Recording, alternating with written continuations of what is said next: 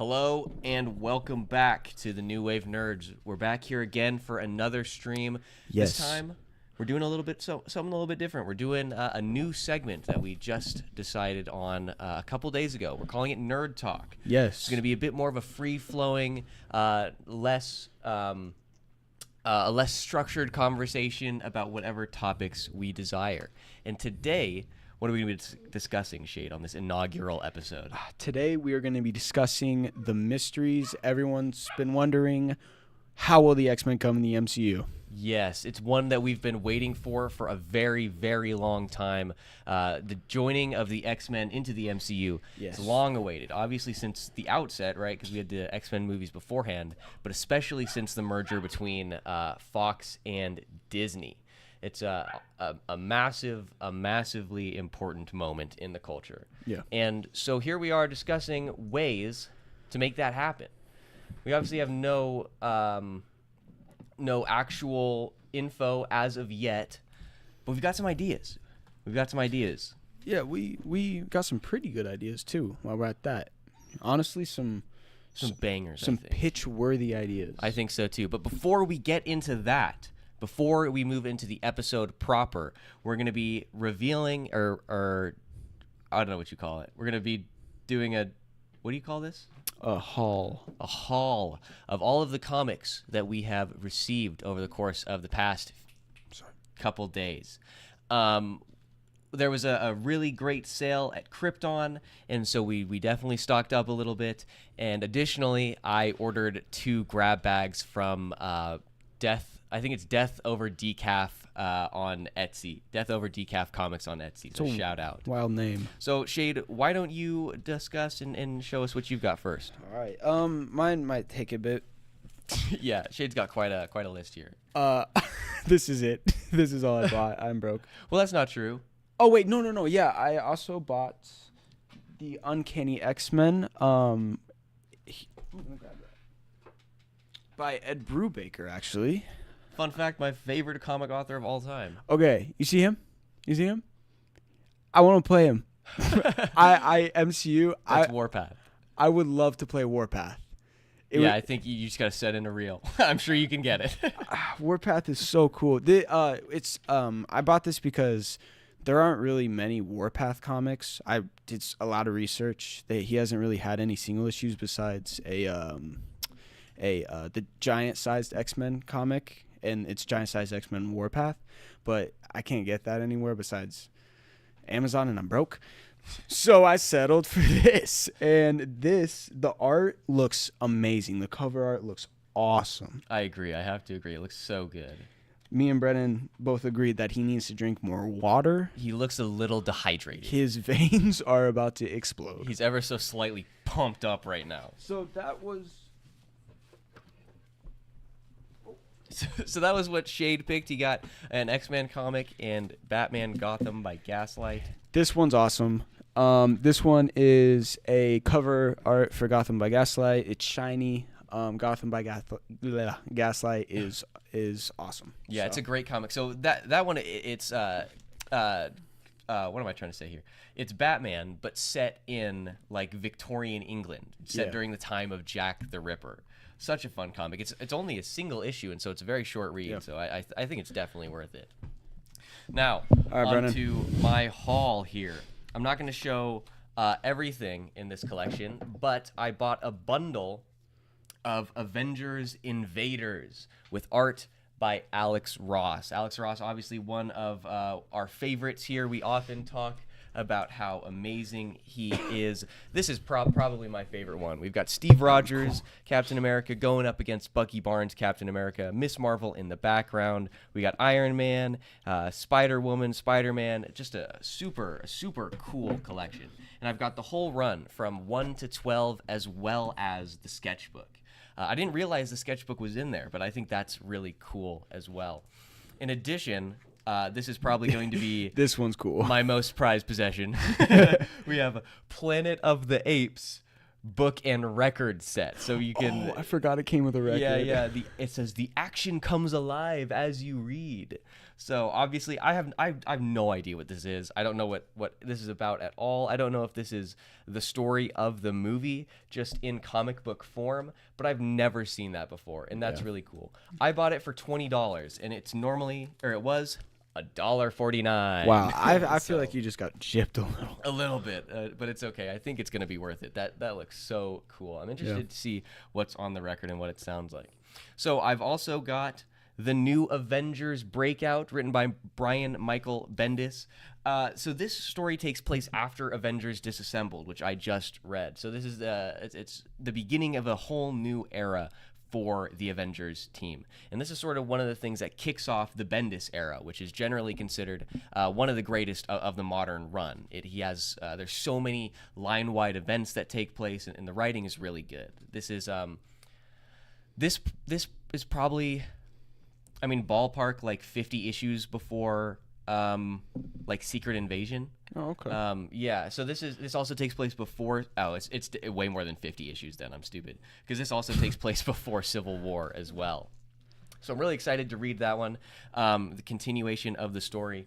I've also got Iron Man Armor Wars, written by somebody Ellis, Warren Ellis. That's right, another often discussed comic author. He's done a lot of work. Not one that I've read much of, though. The suit's interesting. I wonder if the repulsors are there. I wonder if he can blast from there, and down here.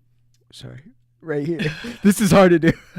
Yeah. I don't know. That'd be interesting. I'm kind of curious to see what goes on in this. Okay, this is issue number 2. That is kind of a really sick cover. That's really sick.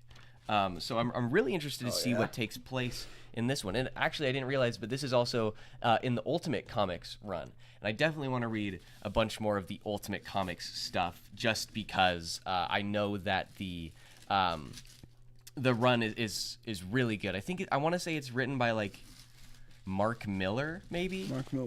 What else did Mark Miller write? Civil War. Mark Miller's done a lot of stuff. I can't. I know the name. I just kind of. Yeah. Like I said, he's been around. No way. Stickers. Oh yeah. Yo. Thor sticker. So now I'm tearing into these mystery grab bags from Death Over Decaf Comics. We got 2 stickers. We're going in blind. Shout out Death Over Decaf. Yeah, so this is a mystery grab bag, so we have literally no idea what's going to happen here. There could be a pipe bomb. They could be covered with anthrax, Fentanyl. Yeah, we don't know. We could just pass out right here. Death Over Decaf Comics. We're not saying you did anything, but I don't know where you got these from. You know what? If we die, people know where to look. But that looks wild. This is a really weird one. So it's version 2.3 from Dark Horse Comics. I've never seen this before. This is really interesting, though. We got what looks like some molecules, a double helix there. Oh, I thought those were balloons. No, they are, in fact, not balloons. This is good. This is fun. We've got a Dazzler comic. Dazzler, this is a sort of lesser-known hero. But there was, for a while, there was some speculation that Taylor Swift was going to be playing Dazzler. But since then, I believe that has been denied by her herself. Yeah, I was pissed. I'm a Swiftie. No, you're not. No, you're not. So on the other side, actually, we have another comic completely unrelated to Dazzler, and it says Powers. This looks really cool. We got a detective here showing his homicide badge. This is written by Brian Michael Bendis, so this is bound to be a really, really interesting story. Looks like that one's from Image Comics as well. Yeah, that's pretty cool. We're going back to some basics for Marvel. That's cool. This looks really dope. The 1998 annual starring the Uncanny X-Men and Fantastic Four. This looks really fun. Yeah, that's cool. We got the Thing going at it. Whoa. With Wolverine here. This looks really fun. I'm interested to see what's going to happen in that. All right. Now we have another sort of obscure one, Long Shot. Oh, it's number 6 in a 6-issue limited series, so I'm not going to be able to read this one because I haven't read the first 5. And it says it's a giant-sized last issue. Oh yeah, and I doubt you'll be able to see this on camera, but this is a thick comic. This is thick. This looks really interesting. I kind of like the design of this multi-armed warrior here. Oh, yeah, and I'm curious to know what's going on in the background there. Is that Mephisto? That very well could be Mephisto. That would be really cool. I've been wanting to read some more stuff with him. How'd he shave his head? He's metal. How'd he do it? How do you do it? I guess I don't know, man. We got Uncanny X-Men. We got Uncanny X-Men. This looks to be the I assume that these were released monthly, so this is the issue before Averse X, which is another Brian Michael Bendis event that is allegedly really, really good. Who is that? What's that guy's name again? Colossus. Colossus, and that's his sister. His sister. What's her name? Ooh. She's gonna be in that Marvel Rivals game, isn't she? Yeah. Ah, man, what is her name? She was in New Mutants. I did not watch that. I'm not gonna lie. Sorry. I'm gonna be completely honest with you here. All right, next up, we're switching over to DC a little bit. We've got OMAC Project. Sorry, OMAC Project, not just OMAC. Oh, and this it looks to be 2 months before Infinite Crisis, which is a DC event.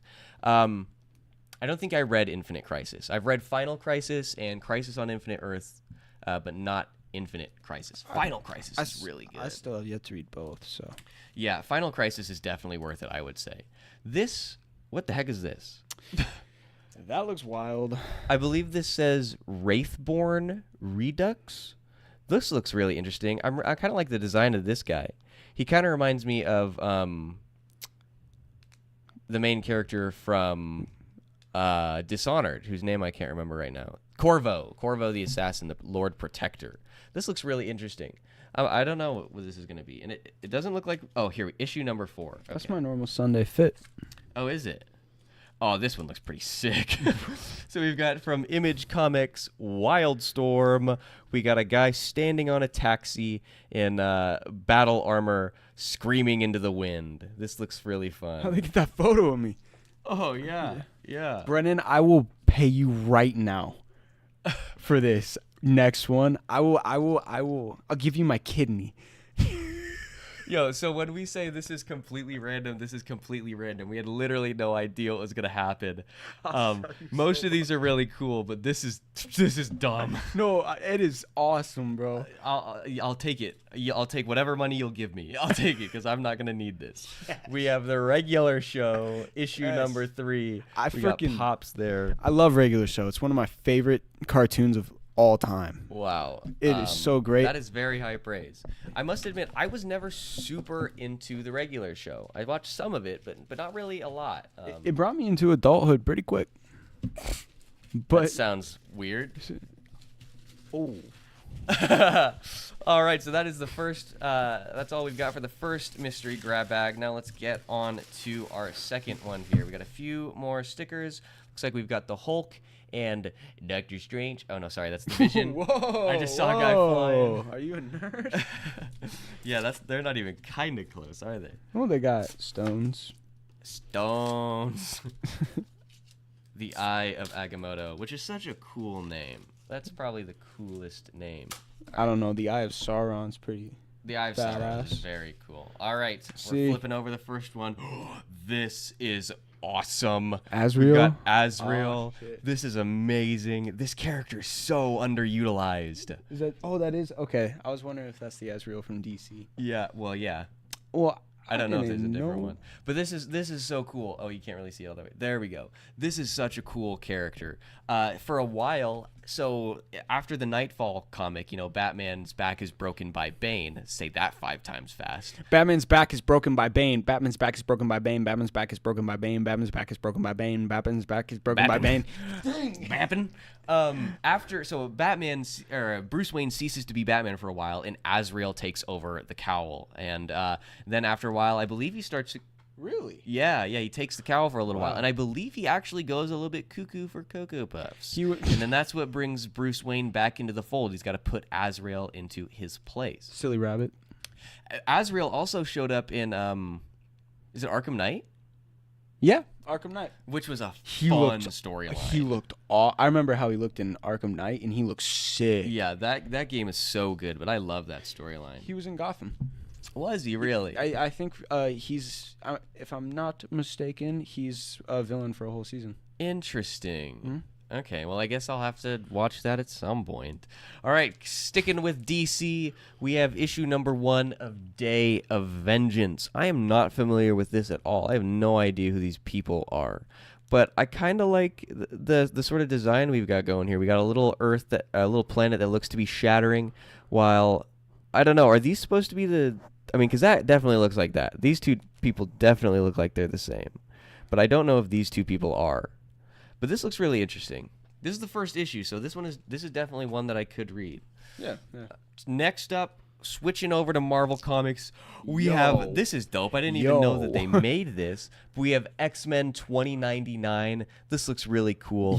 Yo, who is this? Junk Pile, Agent of S.H.I.E.L.D. And he says, "Mutants make the laws now."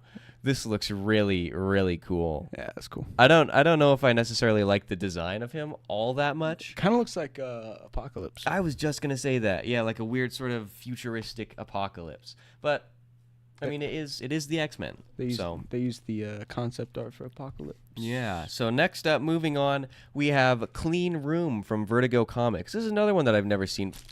Whoa, another one that I've never seen before. But the art here looks really, really cool. I'm really interested to see what's gonna happen here. I like the colors. I like the pink. Yeah, the pink and the orange of the flames is really, really cool.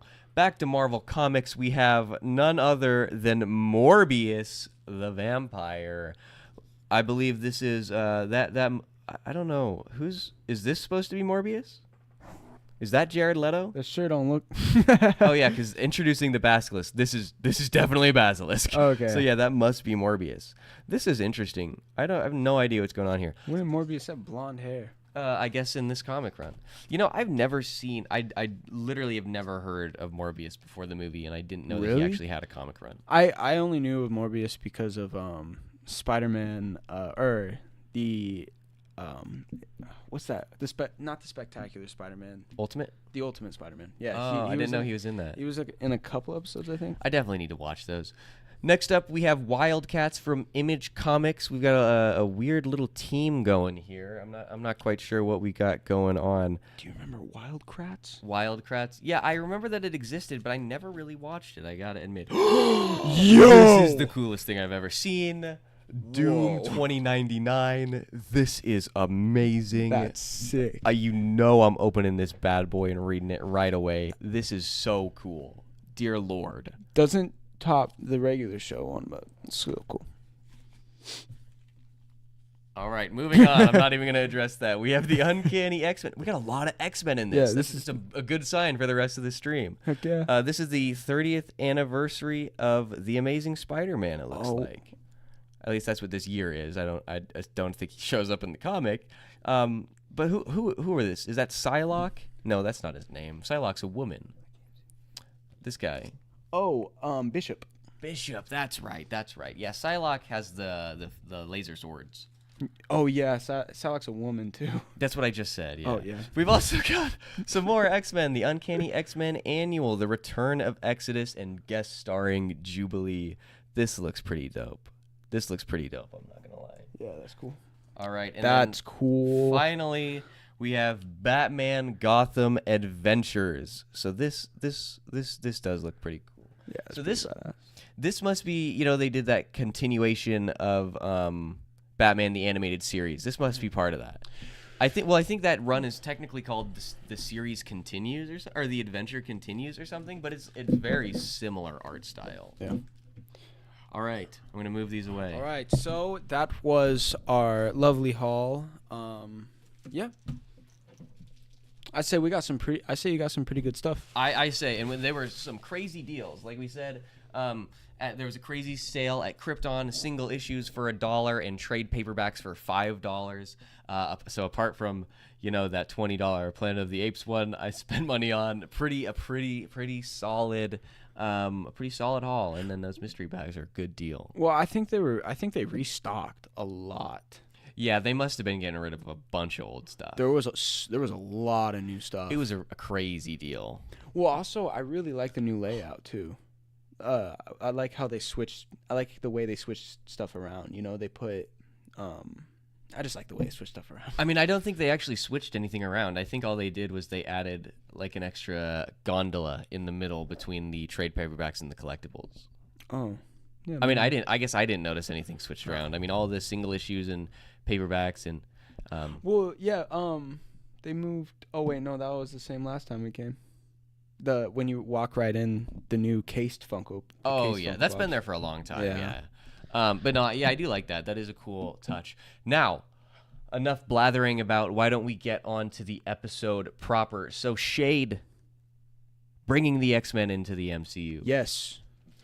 Yes, something we've all long awaited, and let's talk about it. Yeah, so we've got a few ideas for ways that we think could happen. So we're going to start out by discussing ways to introduce the X-Men through our mainline universe, through the MCU universe, and then a little bit later on we'll discuss some ideas of bringing them in through an alternate universe. So you were the person who first posited the idea of bringing the X-Men into the MCU through Captain America: Brave New World. Yeah, I was the first person of all time. So I'm just kidding. Yeah. Well, the thought process was to somehow bring the X-Men into Brave New World by at the end of the movie we get maybe a scene with, I would say. I can't remember the idea now. Okay, so but the idea was basically that, what's his name? General Stryker is the person who's involved in the Weapon X program. He's the guy in the comics and in the mainline Fox universe. And so the idea that you put forth was that maybe in this universe, Stryker exists. Maybe he was working on the Weapon X program, or maybe that doesn't even exist at all. But he is involved somehow in the government, perhaps through like the Super Soldier Serum program. That might make sense. Maybe the Weapon X program is a part of the Super Soldier, overarching umbrella. And so then through that and through the introduction of this character is where we get our first tease of the X-Men. Yeah, and they could introduce Weapon X through many different facilities and organizations. Like I talked about with you was the Russian facility that held Bucky. Maybe I don't know, maybe Wolverine's been chilling in there and they've been doing experiments on him since since World War II, maybe since Vietnam, and then that's how we get, of course, Weapon X and that really cool helmet. That'd be a pretty interesting way for them to bring them in. But we also talked about the X-Men, kind of just the school in hiding.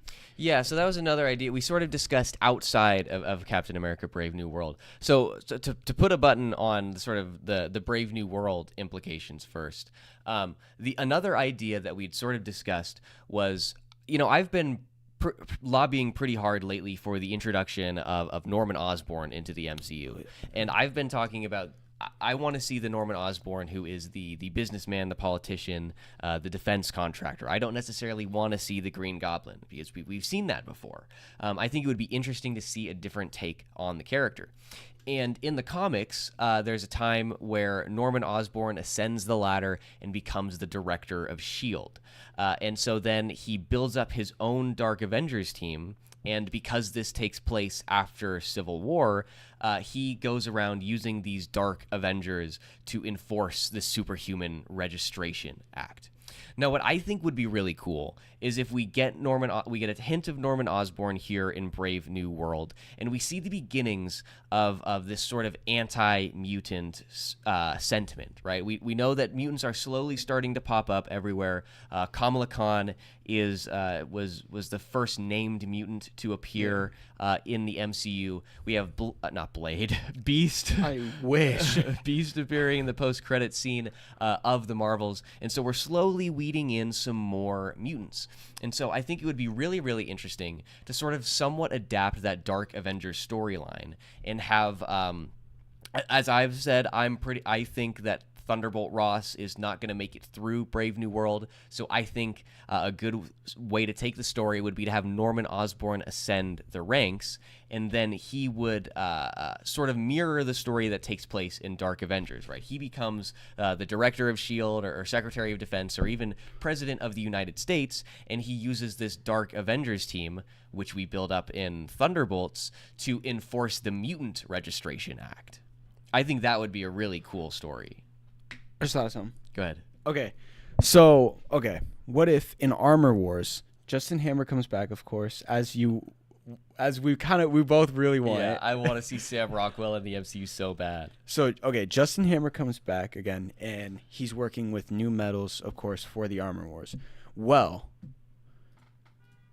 Stryker and Stryker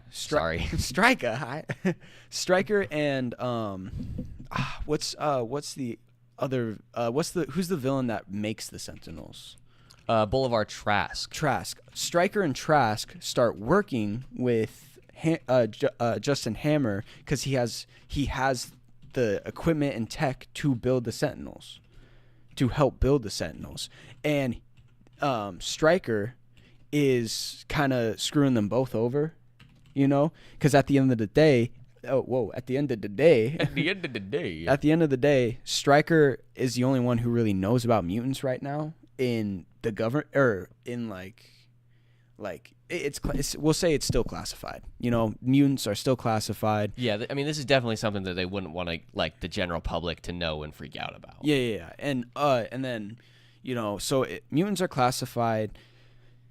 He is secretly preparing maybe for an all-out war, because I don't know, maybe he got a vision of the mutant war, or maybe he got some I don't know, maybe he's just a paranoid freak, maybe he's just a schizophrenic, but he's just racist. But maybe he works with Justin Hammer and Trask to build the Sentinels in Armor Wars, and maybe that isn't even maybe that could just be the post-credit scene. Maybe Oliver Trask and Stryker do a little Tony Stark bar scene where they walk in as shadows.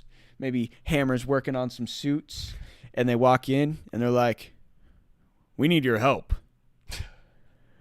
There's a race, a new type of race that's come along, and I need your help to get rid of them." Wow, what a rousing speech. So no, that would be really interesting. Well, and so that would actually be really cool, because I like the idea that Armor Wars revolves around Justin Hammer slowly acquiring Stark tech, and so because of that he becomes much more dangerous. And so I really like the idea that the Sentinels are created using stolen or aped Stark tech. And so then that's how Rhodey gets involved here.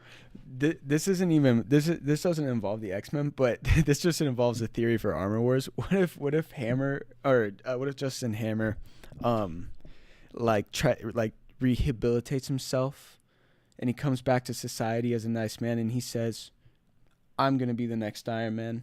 I'm gonna bring Iron Man back." I would love to see Sam Rockwell rock the Iron Patriot suit. That would be so funny.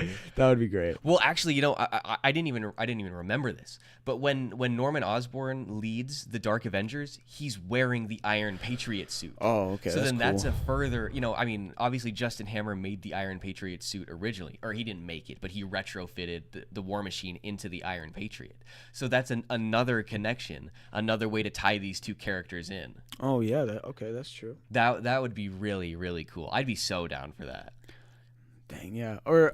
If maybe in this universe, no, that wouldn't work. I was gonna say maybe in this universe, Beast is already on the political committee for the Mutant Registration Act, but that's too. Yeah, well, so I think the thing is that I don't think they would split. I don't think they would necessarily start with the Mutant Registration Act. Yeah. Right. So presumably there wouldn't be anything right now. So if they're going to introduce it, I think they would probably do it at the end of Brave New World. And so then after that, in the whatever next thing we see, that's probably when say Beast would be taking a much more active role. politically. God, I love Beast too. I love the X-Men. I don't know what it is about the X-Men that I love so much. I love family superhero teams a lot, like Fantastic Four and the Incredibles. Can we just throw the Incredibles out there? Come on, they deserve some shout. Some shout.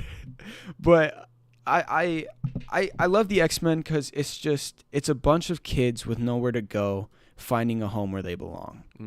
Yeah, I really like the idea of this incredibly powerful mutant being like, hey, we need someplace for these kids where they can be kept safe and where they can learn how to use their powers safely. Because these people, they're born with this ability, and if you don't learn how to control that, you can easily become just such an incredibly destructive force. I also love the idea that these students have become teachers. They became teachers at the school. Logan, he's the combat teacher, and I don't know exactly what Scott teaches. Of course, I'm assuming Beast teaches chemistry or science. Yeah, science probably. But I mean, in X-Men, I think Storm is teaching like weather science. Oh, okay, yeah, which makes sense.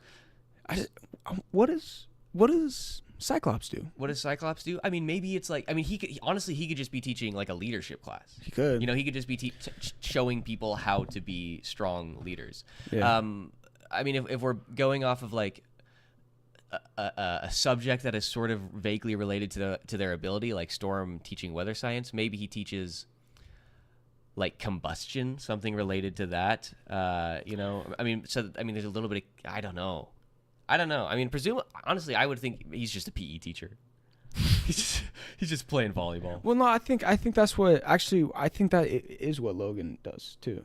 Because I remember in X-Men 97, there's a scene where he's out with the kids in these really, really short, like almost, they looked like jorts. Wow. And with like a well, hey, tank it is on. the 90s. I know, but dang, come on, Logan, you're better than that. Yeah. Well, honestly, and I sort of get the sense that like the idea of especially like the main people like Scott, like Logan, Storm, Jean Grey, Beast, these are all your heavy hitters. These are all your top level people. And so the idea, I guess, is that they could all sort of, go around and teach multiple things. Like every single one of them would provide something valuable in like a leadership class, right? Like even though Logan isn't really a leader and he's much more of a lone wolf, his perspective and his insight, being so experienced, would certainly be useful, right? Yeah. And he would probably, the lesson that he would be able to teach the kids is that, look, it doesn't matter how strong you are, how powerful. It doesn't matter how much you want it, how crazy or angry you are.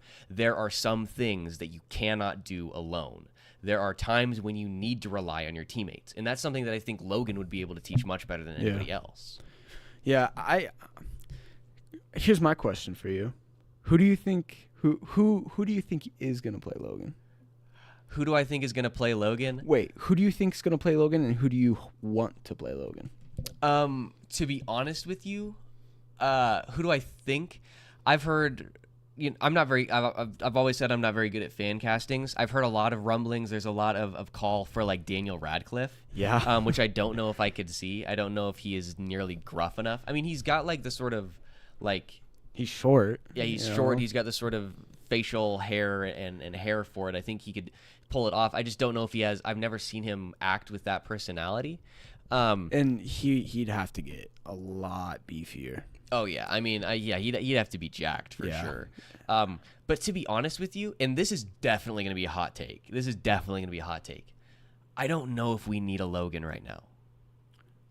That's fair. I mean, I've said before, I would be 100% okay if they never, ever bring in Wolverine. Because then that means that Wolverine is relegated to Hugh Jackman. Because nobody is ever going to be able to do it better than Hugh Jackman. Yeah, Wolverine will always be Hugh Jackman, and Hugh Jackman will always be Wolverine. And I think any recasting is just going to feel out of place because Hugh Jackman is so perfect for it. And so I would be okay if we don't see him. And if they want to have a character like that, I hope that they bring in Daphne Keene's X-23. I was just about to say, I'd be okay if they brought Hugh Jackman back maybe to just explain how maybe he died. I don't know. And then we have Daphne Keene as the new Wolverine, basically. I mean, I'd be fine with that. I thought she was really, really good in Logan, and I would love to see her return. So that way we can still have Hugh Jackman stay as Wolverine, and we won't have to welcome his stay, or he won't have to welcome his stay. Overstay is welcome. Thank you. Yeah, you said you won't have to welcome his stay. I mean, he won't have to welcome his stay.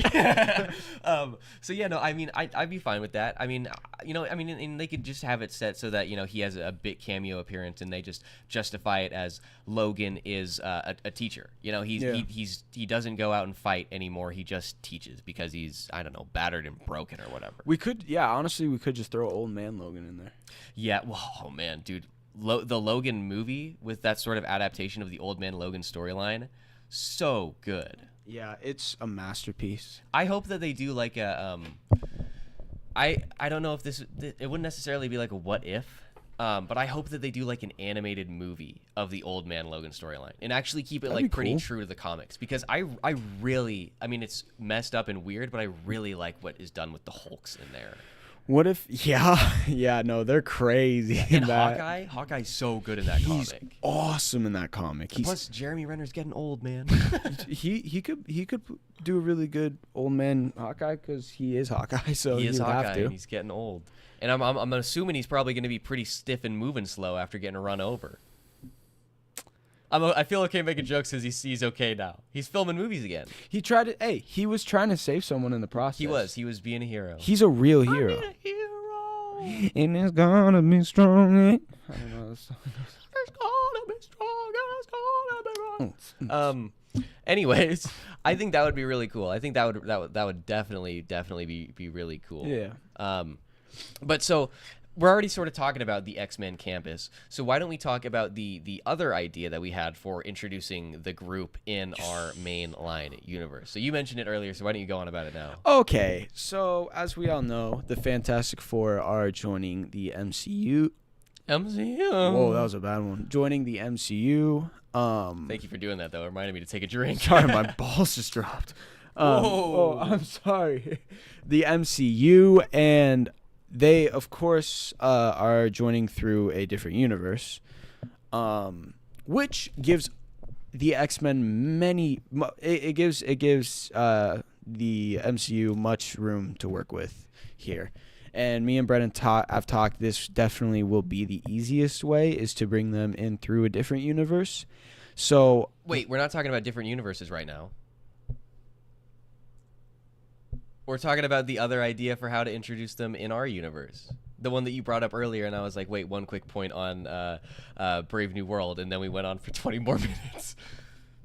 Oh, I thought we were talking about the Fantastic Four one. No, not yet. Remember, so there's the other idea that you started to bring up. You said that there's the possibility that they could just introduce them in our universe by saying that the school exists, but that they were kept secret. Yeah. So maybe Professor X, he's built Cerebro already. He knows about the mutants, but he doesn't want the publicity of these mutants getting out, because I'm assuming he might know the chaos that could ensue. With knowing that there are mutants in at least every group of 10, basically. But so maybe Professor X decides to still build the school, take in the mutants as students, but the X-Men isn't created yet. That's when he gets maybe talked to by, like we talked about, Doctor Strange. Well, so that idea was a little bit different. Oh, right. Okay. So the X-Men don't exist, and then something happens that forces them to go out in the world. Maybe a good storyline to do would be maybe that it's in response to the Mutant Registration Act. Professor X forms his team of X-Men as these poster heroes to show the world and America that not all mutants are bad, that mutants can be heroes too. Also, I did forget about the Doctor Strange idea. Yeah, I forgot. I remembered it a little bit ago too. I was like, oh man, that was a good one. So the thought was.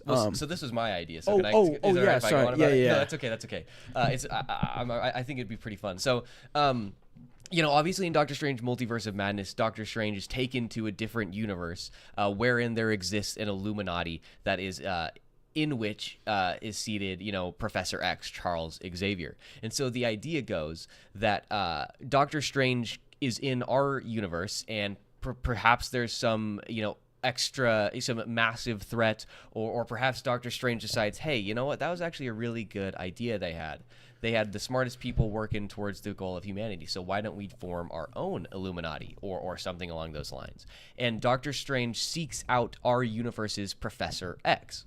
But as I sort of my idea went, is that our Professor X, he doesn't have the school. He doesn't have this. He's a mutant, but he's like sort of mid-50s. Maybe he's still even walking around or something. Like they could still be doing that, or maybe they still have him in the wheelchair. I don't know. He could have a stroller. He could have a stroller.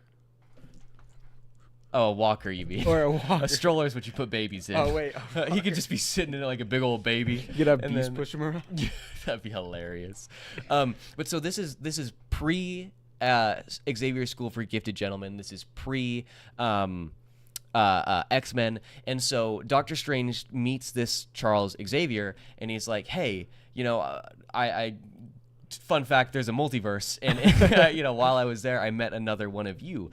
So why don't we bring the X-Men together, because we need to fight this threat? And Xavier goes, the what? The who? What are you talking about, the X-Men? I have no idea what's going on here. And so then Doctor Strange convinces Professor X to begin construction on the school and to start forming the X-Men. What if? So Mr. Sinister has had a lot of relations with Spider-Man. He's had a lot of relations with Doctor Strange. It was a great comic, Doctor Strange and Doctor Doom Triumph and Torment, that has him as the villain. It's really good. Yeah. Or no, not Mr. Sinister. I'm sorry. That's Mephisto. I didn't mean to derail. That was completely wrong. Oh, yeah. Sorry. No, I was going to say. That was my bad. I guess I don't know if Mephisto's connected with the X-Men. I was trying to think maybe Mephisto would work, because they really are dying to bring in Mephisto. Yeah. Well, yeah, they've been talking. Well, there was, a long time ago, there was a rumor that Sacha Baron Cohen was going to play him in WandaVision. But so that's where the connection is, I guess, is, Mephisto is pretty entwined with the Scarlet Witch. And at one point, Scarlet Witch has a lot of ties to the X-Men, being the daughter of Magneto. Yeah. Now, granted, she's not the daughter of Magneto in this universe, but I mean, there's some way they could probably work that in. Yeah, maybe Magneto adopts her, even as a 40-year-old woman, just like, hey, I can still be your pop. So the change in the origin of Scarlet Witch wasn't necessarily something that I cared about in the beginning, because I didn't I wasn't huge into the X-Men. I didn't really know anything about the Scarlet Witch. But after I've read like Avengers Disassembled, and as I'm getting ready to read like House of M, I think it is a bit of a massive loss that relationship isn't there. Yeah. Like, because the storyline of House of M, and a little bit of Disassembled is sort of similar to what we see in WandaVision.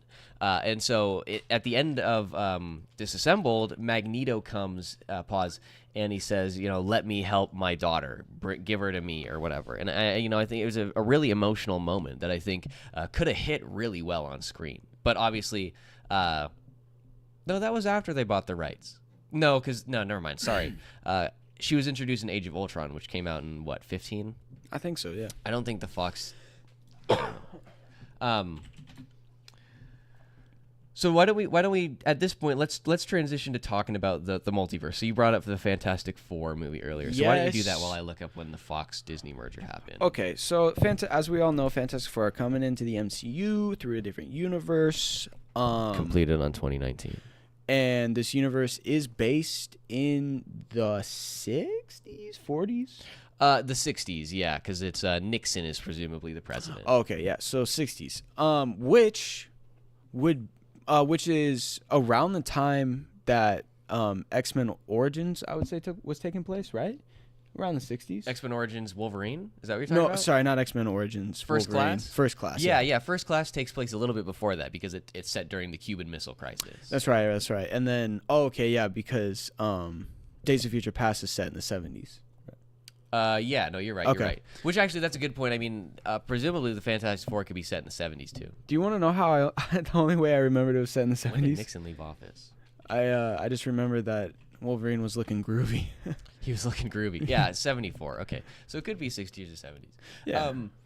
Anyway, sorry. No, continue. Go. Yeah. So it would be perfect timing. The time range would be honestly just a perfect time to do it, to bring the X-Men in, and a way that they could do that, and this would be awesome for them to do for the fans, would be to just throw them in the background and not even say a thing. Not the X-Men like physically, but what they could do is they could throw up Magneto was right posters around Just town. plant little Easter eggs. Maybe, yeah, and like I told Brennan, maybe there are some pretty hardcore protests on the news, and they won't even mention it. Like, you got to pay attention to even notice it.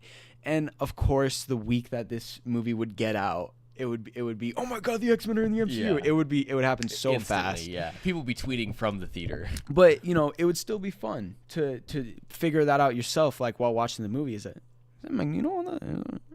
Yeah, and I really liked your idea of the I don't necessarily think, I think it's a lot less likely that they'll do like a protest on the TV or something, but I really like the idea of like some graffiti or a poster that like maybe covers like the Mutant Registration Act, and then there's graffiti that says Magneto was right. I really like that imagery. I think that could be really, really fun. And then you further set up like the role of Magneto and how his whole purpose of being is to set up a separate mutant colonies or somewhere so that they can be safe, a separate mutant area. I think that would be really, really interesting. Maybe we can have I don't know, Johnny and Mr. Fantastic in a coffee shop, and in the back, just for like maybe a split second, in the background it's just Wolverine fighting something. Yeah, that would be fun. That would be really fun. I think there's I think Henry Cavill would be a good pick. For who? Wolverine. Henry Cavill would be. Well, he's so tall is the thing. Well, I mean, so was Hugh Jackman. He was pretty tall. Is he? Yeah, they had to shorten his height, I think. Did they really? How tall is Hugh Jackman? All right, let's see. How tall is Hugh Jackman? 6'3". Yeah, he's pretty tall. Man, he looks weird in that picture. Gosh, you could poke my eye out. Wow. Man. Girls. I just want to point out that in my search history when I was typing it said how to save a puppy from choking. He wasn't choking, but he was just munching on a bone that was a little too big for him, and I got worried. But he never actually even was at risk. I just was freaking out a little bit. Yeah. Anyways, one thing that I think would be really cool, and one thing that I would really, really, really like to see brought into the MCU, and I find it pretty unlikely that it would, is the island of Genosha. So I've got MarvelComics.com here. So although Genosha is a relatively small island nation, it has been the site of two of the most horrific events in the history of mutant kind. Since debuting in Uncanny X-Men number 235. Sorry, I thought it was going to say the second one. Initially, Genosha was led by a harsh anti-mutant regime that used mutants as forced labor. Under the leadership of mutant haters like Cameron Hodge and the Gene Engineer, what a terrible name, Genoshan mutants were brainwashed into mindless mutates. After the X-Men toppled that regime, Magneto eventually emerged as the island's new ruler. Although Magneto's Genosha was more welcoming to mutants, most of the nation's population was wiped out in a Sentinel attack planned by Cassandra Nova, Xavier's evil twin. What? I didn't know that was a person. I think that's who's playing. I think that's the main villain in. Yes. No. Yes. Yes. No. Yes. In Deadpool vs. Wolverine. Really? I'm pretty sure. Hang on. Not 100%. But she's bald, and so is she. If you haven't seen the trailer for The Penguin, watch it. It looks great. Yeah, it does. I'm so excited. Let's see. What do we got? Yeah, Cassandra Nova. There you go. Yo, look at me. Mr. Paradox. Oh, it's Julia. I forgot Jennifer Garner's Elektra was going to be in this. No way. I forgot about that, too. Yeah, that's going to be fun. Shadow. Is this the same guy who played Azazel in First Class? I think so, yeah. I know Firefly's coming. Or not Firefly. Firefly? I was thinking about G.I. Joe. What? Yeah. There's a character in G.I. Joe named Firefly? Yeah. I know nothing about G.I. Joe. Yo, check this. He's got a bag full of electronic fireflies that he just lets go, and they all just explode. Okay. That sounds awesome. really stupid. In my opinion. You know, if you're welcome to like it, but I don't think that sounds very cool at all, personally. So back to Genosha. While villains like Selene and the Red Skull briefly established bases, fix that, Marvel.com. In Genosha, the nation has remained largely unoccupied despite a few attempts to rebuild and resurrect its residents. So I think, that's the wrong button. I think that would be an incredibly fun storyline to take a look at. Yeah. There's so much there, and I think it again further sort of builds up that idea of what's Magneto going for here? What's the plan here, Buckaroo? I really hope he is. They don't make him an all right out villain in this. I love Magneto when he does take on the X-Men. I like Magneto when he realizes maybe he's going a little too far, but still has the mindset that mutants are what am I looking for? What word? Mutants still go through diversity. Right. There's still issues. Yeah. So I'm hoping that Magneto is at least an anti-hero in this, like they did in the Fox universe. They did great with Michael Fassbender. Well, yeah, Michael Fassbender and Ian McKellen. Right. Ian McKellen. For every single time you see both of them, every single time you think, okay, you're fine. He's doing a bad thing, but I can see how he got there. Like I don't support you here, but I see how you got there. And I think that I hope that they maintain that as well. And I think they understand that that's really important to the character, and so that I hope that they're going to continue to bring that through. But I'm not exactly sure. Them deciding to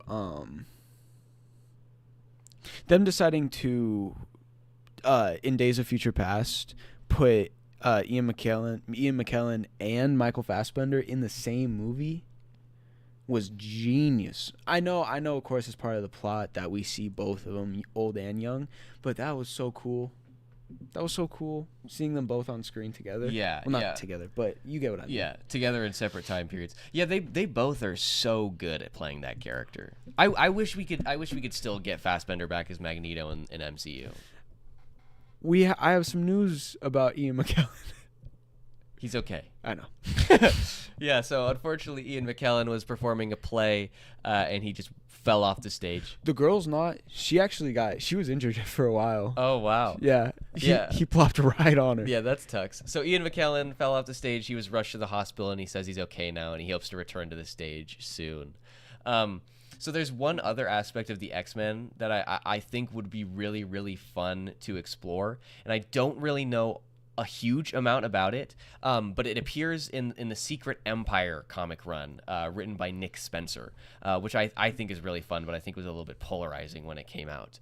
And it's this place called, let me see if I can just pull it up here, New Tion.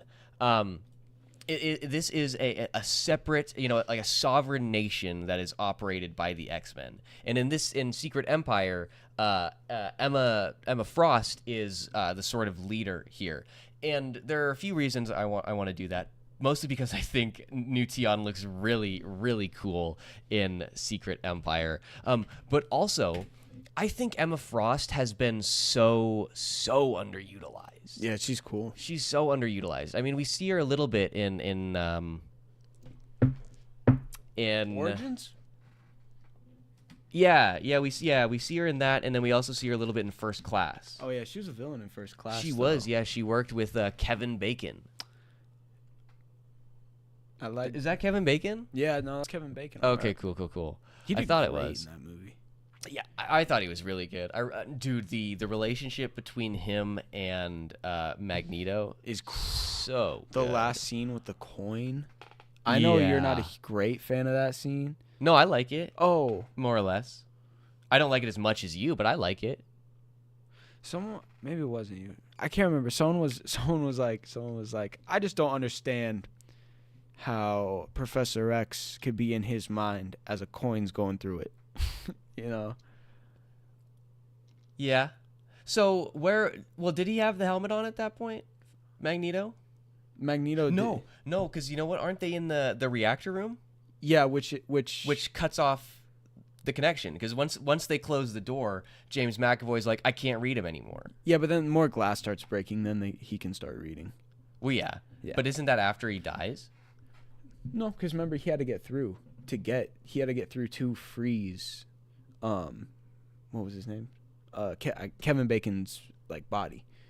Is it Sebastian Shaw? Yeah, Sebastian Shaw. Okay. And he had to break the glass somehow, and he cracked the glass a little, which gave him a little gateway into Shaw's mind. Well, then maybe if it's only a little bit, then that's presumably why he couldn't really influence it, right? Then maybe there's enough protection there. Just the little crack is enough to maybe see, but not enough to manipulate, perhaps.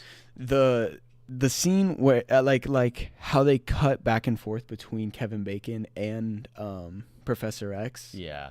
was so awesome at the time. And then as Magneto's counting down in German. Oh man, that was so good. Not only that, but it's with the coin. Yeah, they had the exact same point. Yeah, that was so cool. I loved the parallels there. Yeah, and that opening scene of that movie where we see Magneto in a concentration camp is so powerful. It's so amazing. You know, and Sebastian Shaw orders Magneto's mom murdered, and then after that, he I mean, the acting's not that great.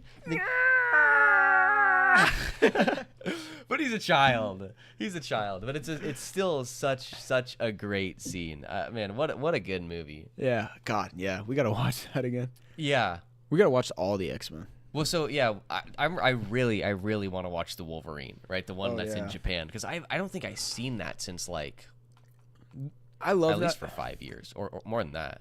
Oh yeah, it's been a long time since I have. I love that movie except for the final fight scene. The samurai suit looks really bad. It looks really bad. Is it a big robot? Yeah. All right, let's see here. Which is how it is in the comics, but still, it looks so bad. Yeah, I mean, there are things that look good in comics, but just do not translate well to film at all. The funeral scene's really cool. Yeah, here we go. Yeah, I mean, when it's in, it looks okay. It looks okay in picture. Yeah, I mean, I think maybe if there was a little more detail, maybe if it weren't all silver, then probably we'd probably like it a little more. If there's a little more detail here. Oh my gosh, that fight scene between Logan and or Shingen, I guess. Yeah, this is a cool still. That's a cool still. Gosh, that was so cool.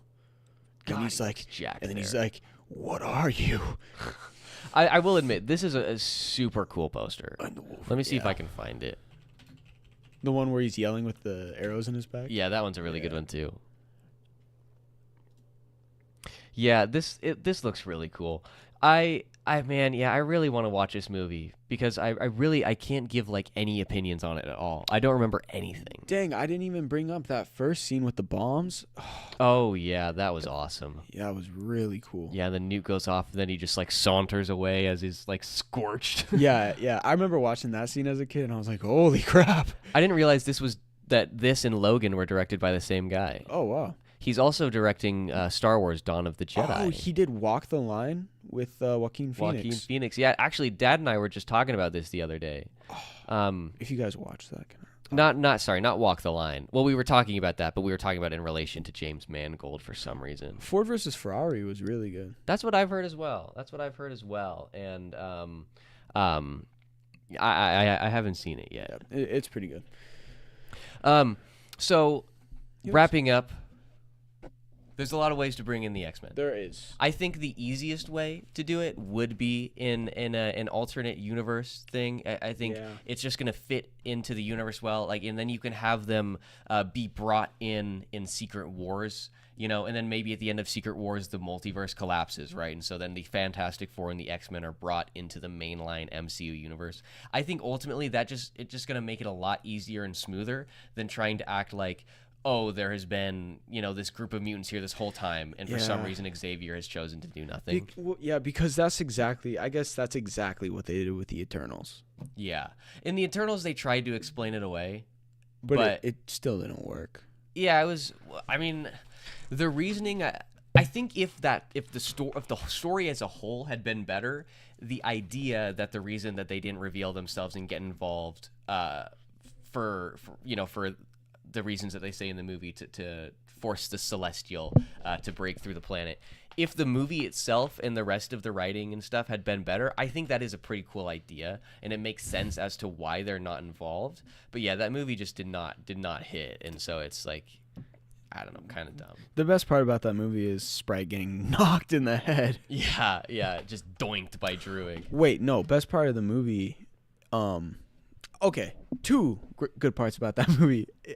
Number one is the speed running animations with the speedster. Every time I watch a speedster in a movie, Makari. That was really cool. I really like that too. Wow, great. Also, Blade, he's in the post credit scene. That's all I gotta say. Well, he's not even in it. He just speaks there. So he serenaded. I'm still convinced that movie's gonna get canceled. Yeah. I mean, it's gone through so many rewrites and changes, and I'd be surprised if we see the Black Knight.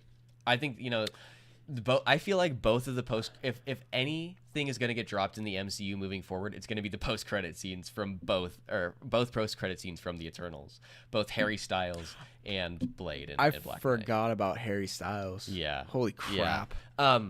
But I think bringing him in a new universe makes the most sense, because then you have a fully formed team that you can sort of, get into the action here. And if you want to go back and tell an origin story, then you can tell whatever story you want, because it's going to have no impact on anything else, because it's an entirely different continuity, right? And then maybe in the post-credit scene of that is when they get sucked into Battle World and Secret Wars. Yeah, well, there's just so much now that they can do with the X-Men because of Namor, because of Mrs. Marvel, because of the Marvels. Yeah, well, the Marvels. We didn't even mention that. In spoiler alert, you are warned. Click off now.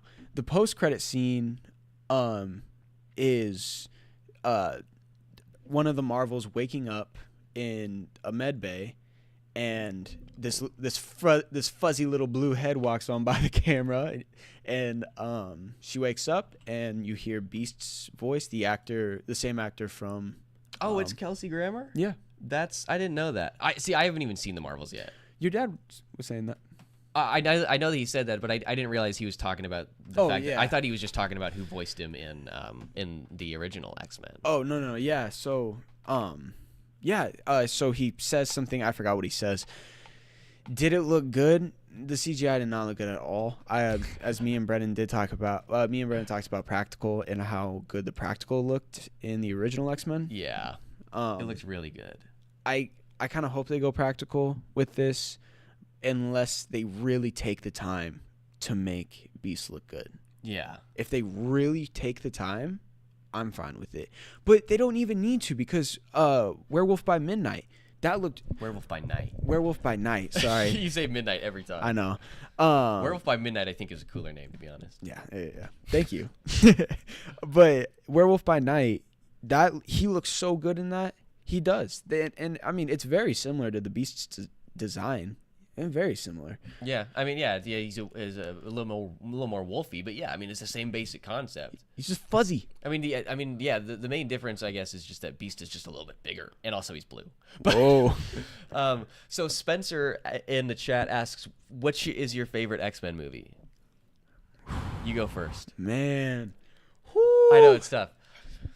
For me, okay, I'll go first while you think about it, because I read that a little bit ago, so I was thinking about it already. For me, I'm stuck between X2, X-Men United, and Logan. I don't know if Logan really counts because it's not really an X-Men movie. I mean, it's obviously Hugh Jackman's Wolverine, and we get Charles Xavier, Patrick Stewart's Professor X, yeah, right? We can consider it. I don't know if I feel. Yeah, I mean, if I could say that, then I would say Logan. But if I'm forced to say like actual X-Men, I would have to say X2. But X-Men Days of Future Past is a close second. Oh, okay. I will agree with you on if Wolverine, if Wolverine movies can be included, then yes, Logan wins. But if not, First Class. Really? You put First Class above Days of Future Past? Man, I don't know. It's just 100%. It's the first scene, and then the last scene, the scene where Charles Xavier gets shot. Yeah. And then by Magneto's own failure. His own failure to realize that he is causing pain by the way he's acting, by trying to help the way he is. He's causing pain by deflecting the bullet, and it goes right into Charles Xavier. Gosh. Yeah. Well, in that movie, I really, really love that scene. It's during the training montage, which I don't like the training. I don't really like the editing on the training montage. Yeah. It feels really hokey, but that's just a personal preference. There's a scene where Magneto and Professor X are talking, and Magneto's like, shoot me. Yeah. He's got the gun to his head, and he's like, shoot me. And Professor X is like, I'm not going to do that. And Magneto says, I can stop it. And he goes, well, then you're not testing yourself. And so they look out past at a massive radar dish, and he's like, turn that. And then, he tries and he fails and he can't do it. But then Professor X says, hate is not the ultimate source of power, basically, right? He says, he says, allow me to reach into your mind. And he shows Michael Fassbender his most cherished memory of, I think it's like him and his mom reading a book in the dark or something like that. And a single tear rolls down both of their cheeks, and then Magneto turns the dish. It's such a beautiful scene. Yeah, and then Professor X says, "You have a beautiful memory." Yeah, and thank you for sharing it with me. I was like, wow. Yeah. I also There is one I would like to say there's one huge thing that bothers me every time I watch that movie, and it's the scene where Magneto first goes to kill Kevin Bacon, and he goes to kill Kevin Bacon on the yacht at night. Yeah. And he lifts up the chains and he throws it through. These chains are going 40, like at least maybe 50 miles per hour through the top where Kevin Bacon and Emma Frost are running. And when they pan on Emma Frost and Kevin Bacon running, they're only going like 2 miles, and they pull out of the chain, ripping through it all real quick. Yeah. They're like, how? Well, maybe the depth perception's wrong, Shade. I don't know. You're the one who said it was your favorite movie. Yes, it is still my favorite X-Men. 100%. Speaking of Emma Frost, I thought the effects on her were fairly decent too. Yeah, Not amazing. I'd say. It still looks slightly weird, but I thought it looked really good, especially considering it came out in like 2011 or something like that. Yeah. Is that right? But I think 2011. I think Days of Future Past is better than First Class because one, I just think the story's better. You're adapting one of the most iconic storylines of all time. But I think there's a lot more emotion there. And I really like that we get to see Charles at his lowest. Right, in pretty much everything else, he's always the Rock. He's always the wise old man, the sage who's always there to be a shoulder for you to lean on and seek advice from. But in this, he's like a broken man, and I think that's really, really interesting. Was Days of Future Past the one where Magneto's daughter and wife get shot by the arrow? I think that's Apocalypse. That's Apocalypse, right? Yeah, because then that's when Apocalypse comes and is like, hey, I'll help you. And then he gets a cool new suit. As bad as that movie is, that scene was hard. That scene was hard. Yeah. Man, but Michael Fassbender is so good. He really is. I really hope we get to see more stuff from him. Yeah. I haven't yet watched... that helmet's so cool. Yeah. I haven't yet watched his most recent, The Killer. I think this is it a David Finch? Yeah, David Fincher. I heard that this was pretty good. Yeah, I keep seeing that on Netflix. Kung Fury 2? Yo! Wait a minute.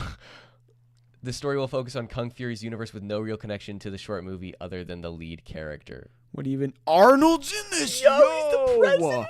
Wait, this guy's a Hitler? Who's that? I don't know, but I would guess Adolf Hitler. Man, okay, weird. We'll have to keep our eye out for that then, I guess. But I think we're gonna wrap it up here. We had to, we discussed some ideas. We talked about, our favorite X-Men movie. Yeah. We did a comic haul. let us know down below in the comments, what do you guys think? How do you think they should bring the X-Men over into the MCU? I almost said into the Fantastic Four for some reason. Let us know down below. Make sure you leave a like and subscribe for more content, and we will be back here Monday with a brand new news segment.